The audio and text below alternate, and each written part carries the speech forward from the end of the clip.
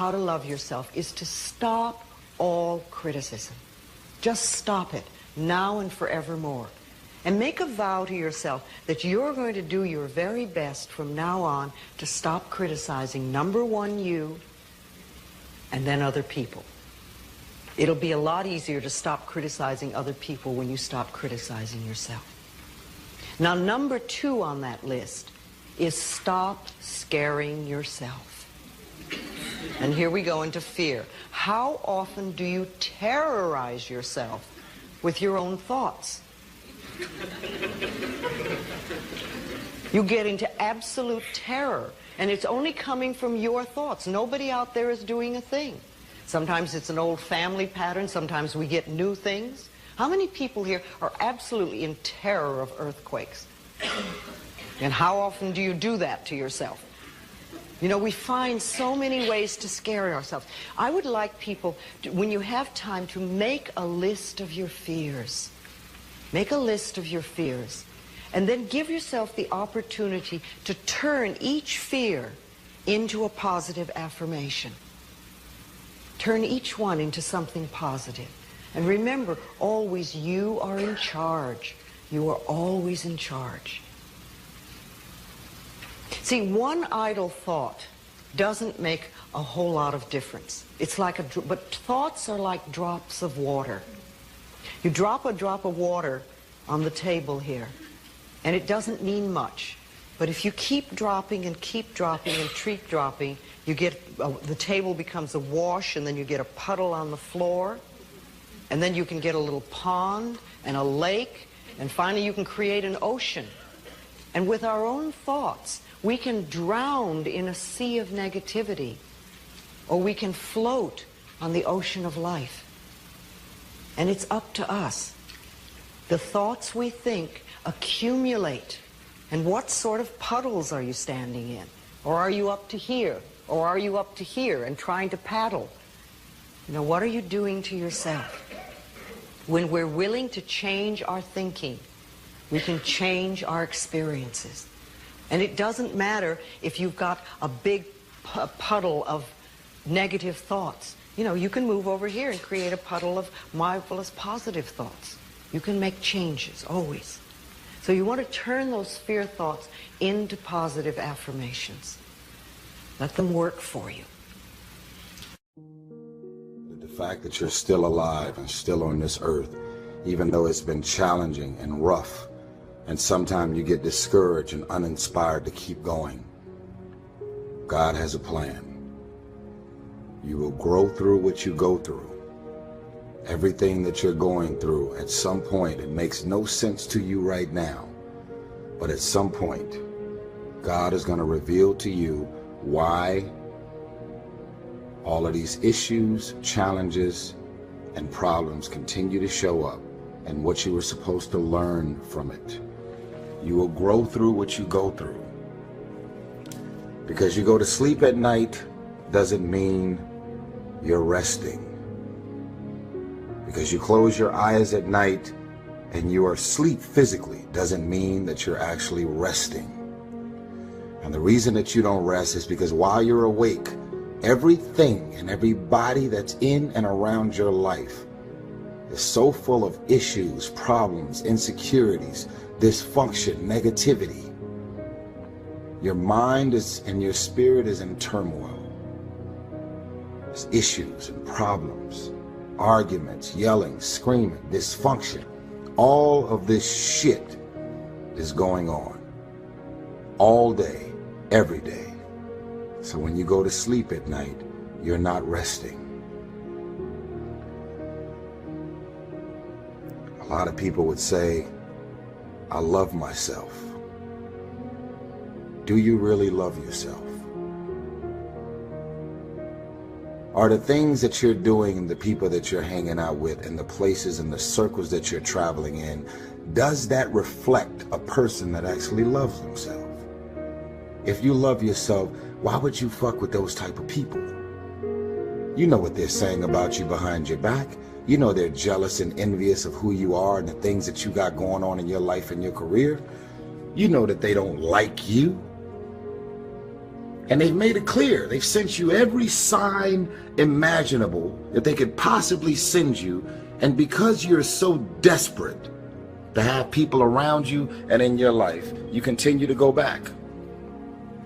You continue to show up to everything they invite you to, knowing what they're saying about you. I'm not preaching separatism.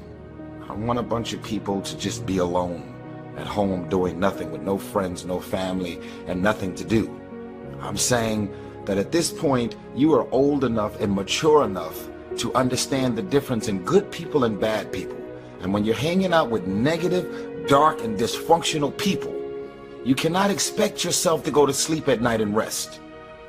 You cannot expect yourself to feel good about your day when you're including negative and dysfunctional people in your day.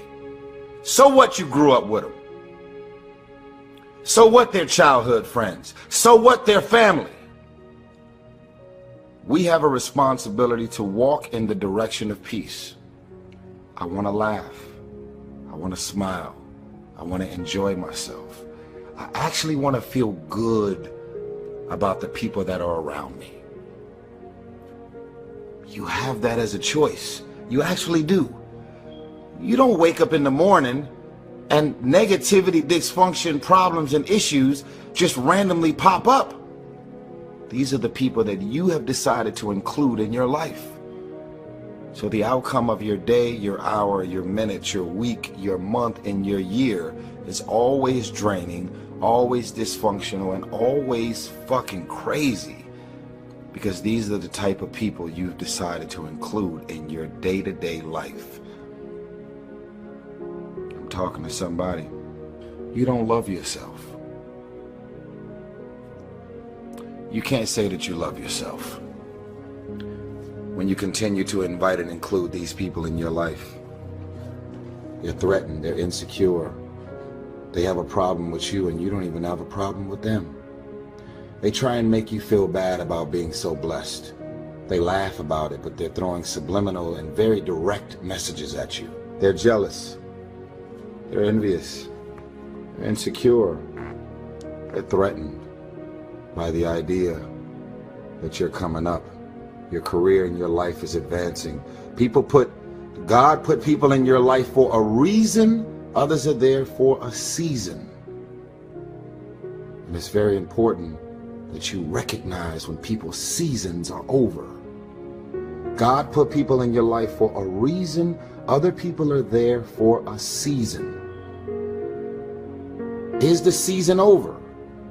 Or have you decided because you're desperate, because you just need validation, you need all of this shit and people and things around you, you've decided to drag these random people into the new season of your life? You have a boat, and your boat is at its capacity. And in order for your boat to not sink and go underwater, and that could be your career, that could be your life, that can be your personal life, your relationships, is that relationship over? Do you feel mentally, spiritually, and emotionally stimulated in that relationship? Are you just holding on to it because you got this concept of loyalty that you have overused and overabused? Well, I've learned that loyalty has an expiration date. Loyalty isn't some open-ended thing that just goes on forever. Because technically, some people just don't really make sense for your life and the new season, the mind and the space that you're in. I want you to stop playing the victim. You are not the victim. You decided that those are your friends. You decided that those are the people that you want to spend time with. You decided this is what you wanted to do with your day. When you get invited to places, doesn't mean you have to show up, especially if you know what your experience is going to be like with these people. No one wants to be alone. But why spend the rest of your life being miserable, frustrated, and insecure, and not really feeling as good as you have a responsibility to feel? Feeling good isn't just an opportunity. Feeling good is a responsibility that we all have for ourselves. I don't need a million people around me. If I don't like you, I don't fuck with you. And guess what? I actually don't care what you say about me. We have control of our minute, our hour, our day, our week, our month, and our year. Stop running around being on the receiving end of whatever people want to dump on you. You showed up. You accepted that invite. You invited these people to your house. You're in a relationship with that man. You're in a relationship with that woman. That's you. So how do you feel at the end of your night? It's always going to be based on the people that you decided to include in your day, your week, your month, your year, your minute, your hour. You got 24 hours in a day. When you go to sleep at night, how are you going to feel about your day? All depends on who you decide to include in your day. Stop running around acting as if you don't have a choice. You do have a choice. You do have a choice. You're a dysfunctional motherfucker. So you love dysfunctional people. You love rumors. You love issues. You love problems. You love people calling you with their problems. You love it. That's why at the end of every night you are drained, because you are submerged yourself in dysfunctional things, people, and situations. Stop playing the victim. Stop running around acting as if you have nothing to do with the people, things, and situations in your life. I love you. I'm tired of these grown-ass men and grown-ass women running around acting as if they don't have a choice. You have a choice. I'm a grown man. Where are the most crazy, insane, thugs, gangsters, Crips, Bloods, dysfunction? Where can I find and seek trouble? Where is it? Where is it? There it is. And you decide to walk in that direction. And what the fuck do you expect the outcome to be? You're hanging out with crazy people. Do you expect the outcome of your day to be regular and okay? Where is a heartbreak? Where is someone that's going to make me feel insecure, make me feel bad about myself? Where are they? Ah, there they are. So let me walk in that direction. I love myself enough to say that I want to walk in the direction of peace, love, spiritual folks that are always evolving and trying to better themselves, seeking wisdom and knowledge and how to take better steps and better directions to do better and want better for their career, their life. They have talents. Those people that you're around is not going to help further your career. You know that. It's been revealed to you a long time ago. But because you don't want to be alone, you'd much rather hang out with a bunch of people that ain't going to do shit for you. You have a choice. In the land of the blind, the one-eyed man is king. In the land of the blind, you have people that have eyesight, but they choose to not use things that have clearly been revealed to them. In the land of the blind, the one-eyed man is king. Most of the people out here are blind. They don't see what's right in front of them. And so they choose to just disown it. In the land of the blind, the one-eyed man is king. I want better for you. The question is, do you want better for yourself? Don't claim to love yourself and you're waking up every day and deciding to include these people, things, and situations in your life. That is not moving like a man or a woman who truly loves themselves. When you love yourself, you want better for yourself.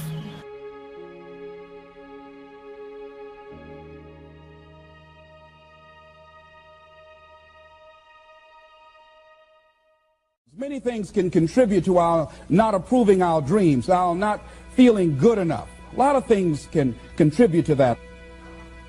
Many of us never live up to our potential or don't approve ourselves because we never had anybody to believe in us. Looking at some of the things that keep us from approving ourselves, that we've all done some things that we don't feel good about.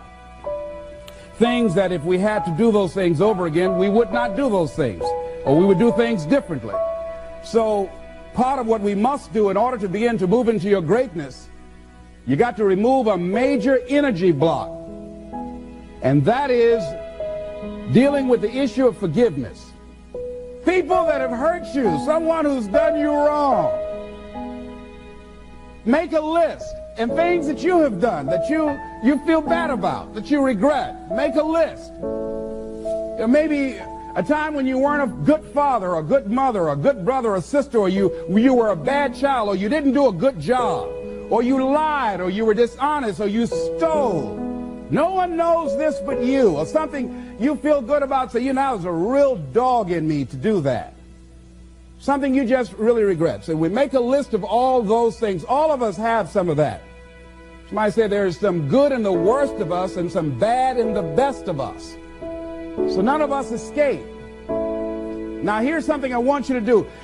I want you to become involved in an active process to get some clutter out of your life. So if there's any area in your life that you need to clean up, there's some people who's cluttering up your life.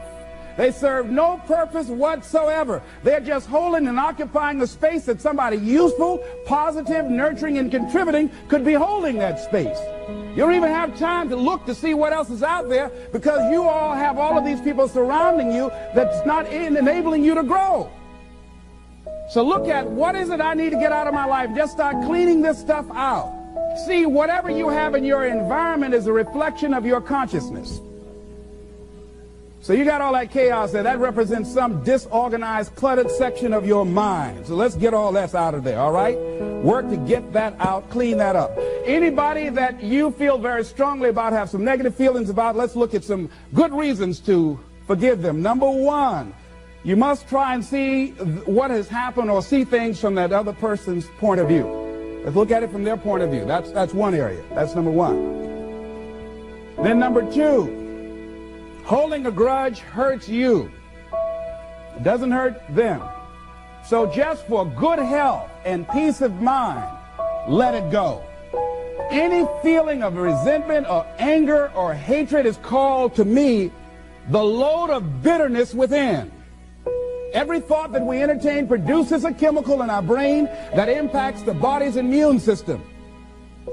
And besides, this person you're hating, they probably are not even aware of it.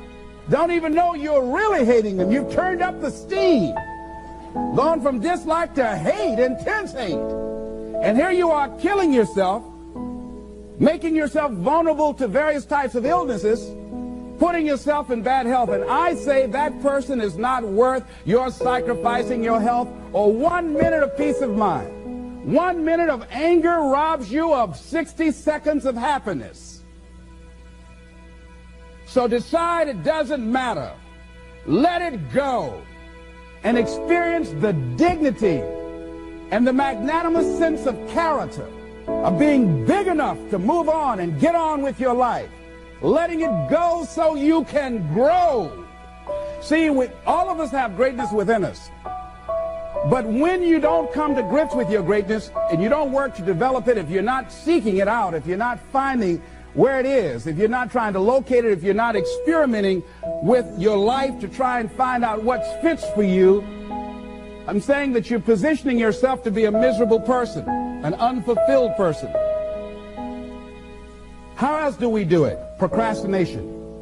We just put things off over and over and over again. Why? Because we haven't accepted it. We don't feel deserving. We don't feel that we're good enough. So we sabotage ourselves by not ever taking care of business. We get real busy doing a lot of things where we don't have any time. We start doing so many things, we just give our time away until we don't have any time for ourselves or any time to do the things that we want to do. And every time you put it off and move it back, oh, I'll do it one day, oh yeah, I'm going to get to it. I'm saying to you that one day you look around and there goes a year, there goes 2 years, there goes 3 years.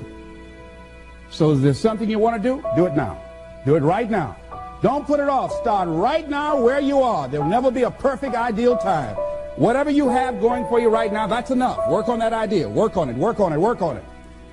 Watch out with the relationships you have. What kind of person are you becoming because of the relationships that you have right now? Do those people contribute to you?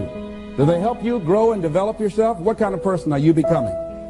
People who have not accepted greatness for themselves, these people don't study, ladies and gentlemen.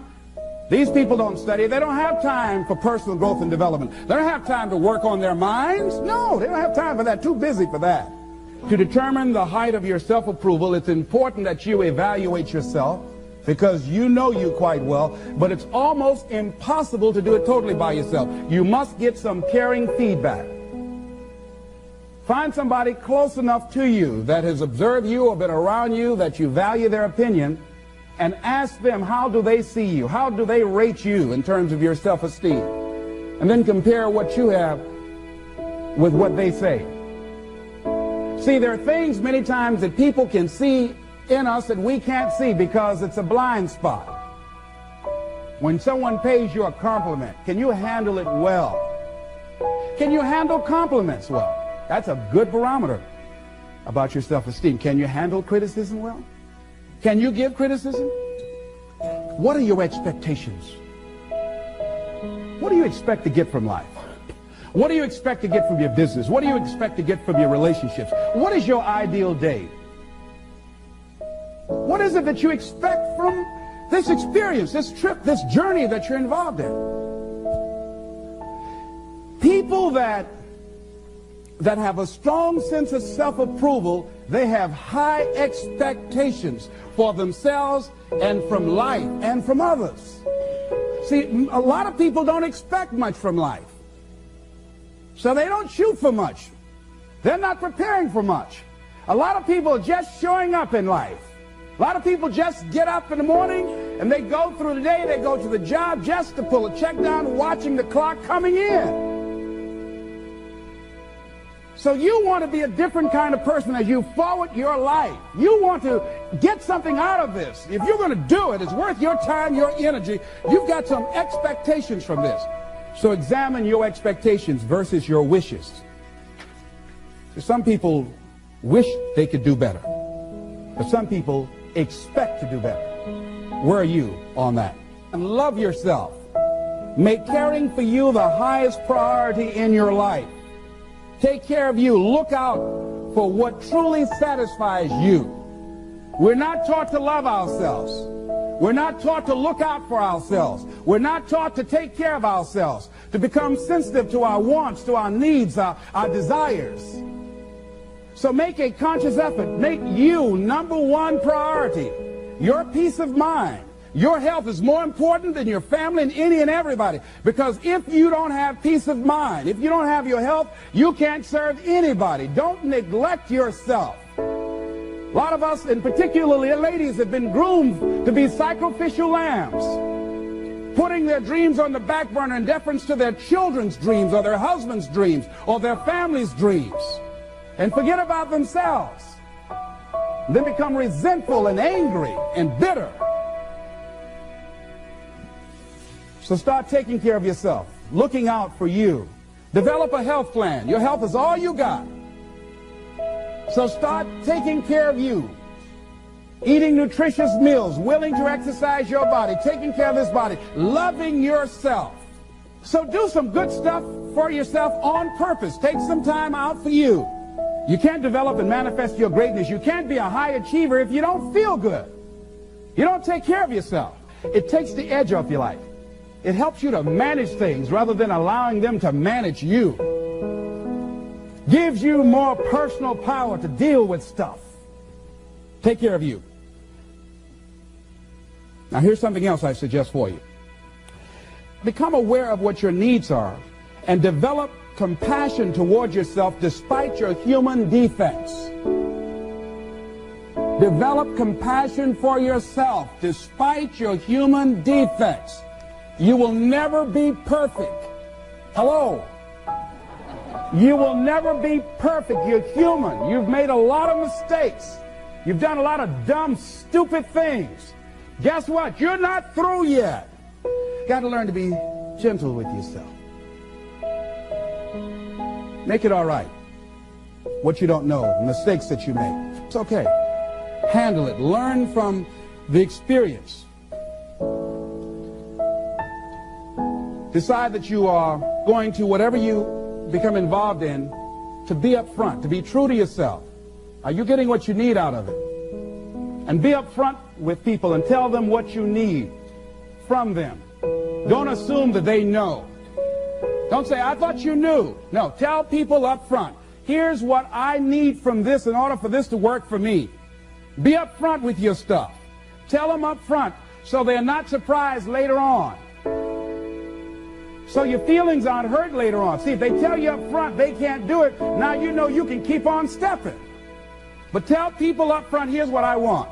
In order for me to play this game with you, if we're going to dance, this is what I got to get out of it. See, if you don't take care of your needs, guess what? You will always have that nagging song in the back of your mind say, well, when do I get mine? See, we're taught to be quiet and not speak up for ourselves and not to be selfish. If you don't take care of you, who do you think is going to take care of you? Who's going to look out for you better than you will? No one. No one's going to do that. You got a business? No one's going to take care of your business better than you. Nobody, nobody. Anything you want to do in life, you've got to take ownership of it and say, hey, I'm going to make this happen. Be willing to venture out and do something that you have fantasized about doing. And you know you probably won't be good at it, but do it anyhow.